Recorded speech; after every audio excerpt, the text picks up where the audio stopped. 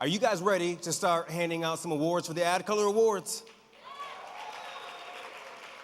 Fantastic. Now, to introduce you to this year's Catalyst, please welcome a 2011 advocate, a 2012 corporate member, and the founder of ADCOLOR's CEO Forum. He's the president and CEO of Draft FCB. Give it up for Lawrence Boschetto.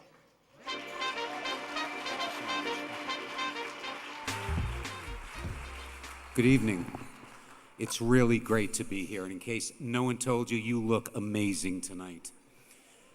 Early next year, I really hope to host with Dan Wyden and John Osborne the first ever ADCOLOR CEO Roundtable in New York.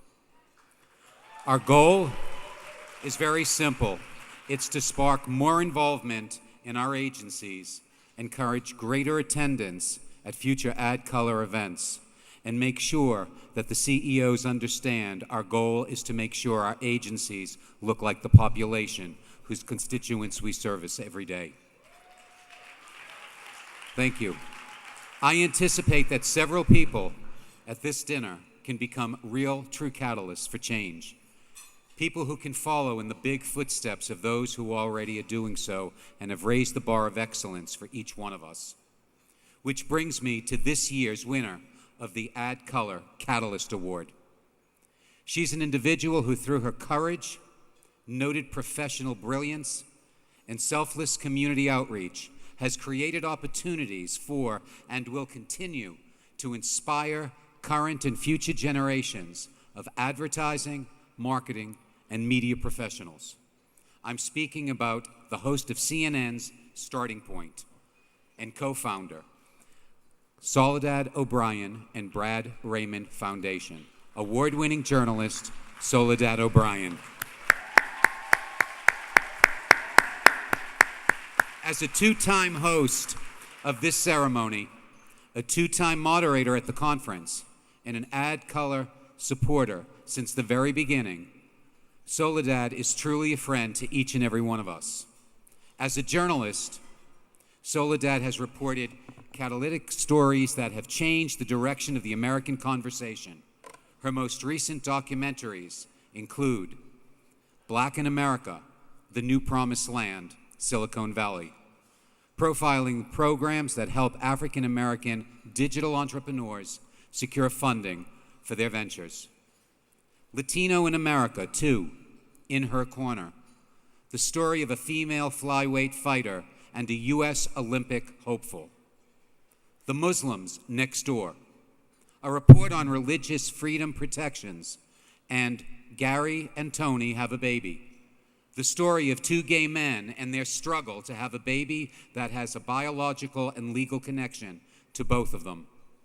And of course, Soledad has won a truckload of awards and commendations for her reporting on stories like Hurricane Katrina, the BP oil spill, and Japanese tsunami. Her true outreach program is the Soledad O'Brien and Brad Raymond Foundation, which she created with her husband. It started when she was reporting in New Orleans and met an 8th grade girl who could no longer afford her private education. Soledad and Brad wrote a check, and a whole new momentum began. Every year, they cover college tuition and expenses for about a dozen young women who would never otherwise have a chance to go to school. However, most of their recipients are graduates from the School of Hard Knocks. They are also survivors, and with Soledad's help, they are becoming leaders. On air and off, Soledad's efforts enlighten audiences and change lives. Let's take a look.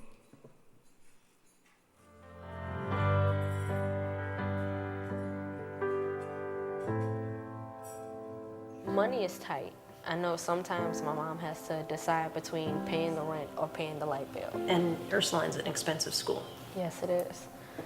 So, yeah, she has a lot to worry about. I feel sad for her. You do? I try not to ask for too much. I was surprised because when I found out I was pregnant with Jalen, I was already 2 months. I didn't know, so. How old were you? 16 when I found out I was pregnant. Sometimes I can't even see my future. There's still days when I'm like, I feel like I'm at a standstill. I mean, even though I'm going to school and taking care of my son, I just feel like I'm still getting nowhere. Tuition at NYU was $50,000 a year, about $50 a year. So you got a scholarship for 25. Right, 25 was my scholarship. Did you love it? I loved New York. I loved just the atmosphere being there. I loved my dorm. I loved everything about it. Then, I mean, money got tight, but it was always tight from day one. So, I guess I kind of felt it coming to an end, but it was kind of like I didn't know what else to do to stop it. Where's your mom? My mom's in California. She left. Did she tell you she was leaving? She just moved to California? Yes. I initially came from a very comfortable middle income background, but things changed when I was 16. My mother and stepfather filed for a divorce, and towards the end of that year, my stepfather committed suicide and burned down our home, and that changed our financial stability. I guess with Naya, one of the things that really struck me was that we were able to change her life. You know, that this was a young woman with a son who you could look out and see what her future would be. Where I come from, people don't really go to school. They don't have college educations. So it was like, seeing it even happen for me. I'm not even 25 yet. I'll be done with college in like a year.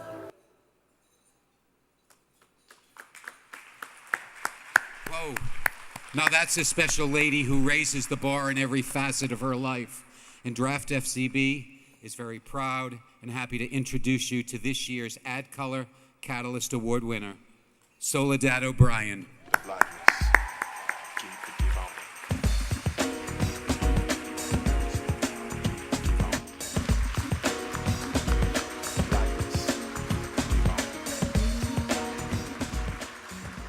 Thank you. It's a tremendous honor to be a catalyst. When you think back to the last time you were talking about being a catalyst, I mean, that was like 7th grade science. And the great thing about a catalyst is that a catalyst isn't the beginning of a scientific equation, and it's not the end, it's the middle, it's the magic that makes it happen. And when I think of ADCOLOR, I think of that being a catalyst as well. We know where the industry needs to get. We just need the catalyst to help make it happen. It's what I've tried to do in my career. I love telling stories, and in Black in America and Latino in America, in Gary and Tony Have a Baby, The Women of Ground Zero, Muslims Next Door, all those stories, I was trying to tell stories about Americans whose stories are almost never told. How do you tell the story of America and leave out so many voices? In our foundation work, my husband and I have tried to do the same thing, help young women change their lives. I think the hardest thing is to not give up. I think everyone in this room has a little, spot on your head where you've slammed your head into a wall over and over again.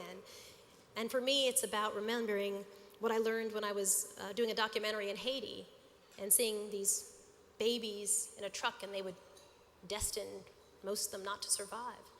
And I remember talking to the missionaries who were working to save these kids, and I would say, how do you do this every day? Haiti before the earthquake was a disaster, and now it's terrible after the earthquake. How every day do you do this job that's so full of sorrow, and it's hard, and there's no light at the end of the tunnel? And they would say, well, it's a starfish story. I was like, well, what's the starfish story? She said, the story of a little boy who's walking along the beach, and the tide's gone out, and the beach is full of starfish that have been stuck.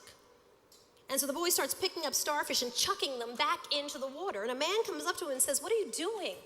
This beach goes on for miles. There's 1 million starfish here. This is a complete waste of time. And the boy picks up a starfish and says, well, I guess it makes a difference to this one, and chucks it back in. Even though she was talking about what it was like to be a missionary in Haiti, for me, that story was really about what everybody in this room does every single day. We're on a mission, and it is as simple as picking up a starfish and chucking it back in. And if you do it right and you do it with enough passion, there are other people on the beach who see what you're doing and they're inspired and they join you on the beach. And then everybody's chucking starfish back in, and that's where we really move the needle. So I'm honored to be a catalyst, but I'm more honored to work with ADCOLOR, which truly is the catalyst for major change. Thank you so much.